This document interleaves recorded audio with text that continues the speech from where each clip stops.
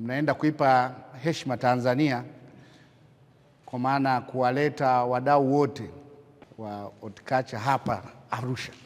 Ilikuwa ni story, mnaalikwa, mnaenda. Leo mnatengeneza story nyingine, historia nyingine ya kuwa wenyeji wa jambo kubwa la kidunia hapa.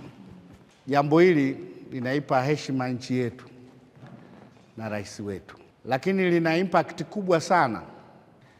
Kwa hiyo mimi kama mkuu wa mkoa, itoshe kutamka leo kwamba sasa tunaianza safari ya kufanikisha jambo hili. Nimefurahi kwamba unajua leo ukipata kanafasi itumie ipasavyo. Yaani nyinyi hamkuwa na roho mbaya kwamba nyie mdili na mambo yenu tu. Umekuja Arusha. Arusha ni habu ya utalii. Hebu ngoja na watu wa utalii na wenyewe tuungane nao. Yaani mnaenda kumaliza kila kitu kwa wakati huu.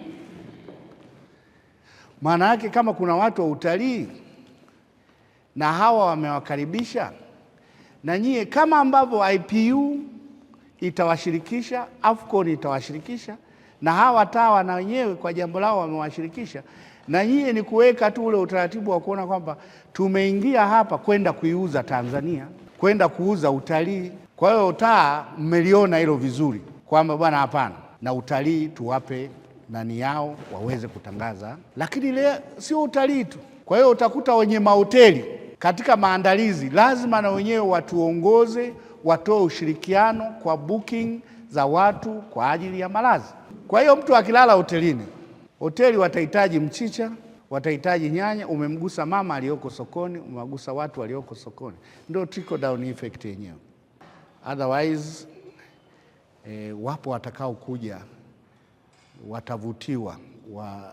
Mtu anaweza akaja na ajenda moja akazalisha ya pili, akaja tukapata na wawekezaji watakaotaka kuwekeza aidha katika sekta ya kilimo au katika sekta zingine, baada ya kupata kuelewa kwamba mkoa huu uko Tanzania ni nchi aina gani. Sisi tumeona kwa mfano Tanzania tunaongelea Vision 2050. Kwenye Vision 2050 sekta ya kilimo tuna target yetu, lakini sekta ya horticulture vile vile kama chachu kwenye sekta ya kilimo, kwa sababu sisi ni export oriented sector, tuna target yetu ya kufikia. Kwa hiyo tumejipanga kama sekta ya horticulture, inapofika 2030 mauzo ya sekta ya horticulture yawe yamefika dola za Kimarekani bilioni 2. Sasa tunayapataje hayo mauzo? Lazima tuje na mikakati ambayo ni innovative ya kuleta uwekezaji Tanzania, lakini vile vile ya kufungua masoko. Kwa hiyo Hot Logistics Africa inakuja katika kutembea pia na mkakati wa taifa wa Vision 2050, lakini vile vile lengo letu kubwa ni kufungua masoko makubwa ya bidhaa za horticulture za dunia na kanda.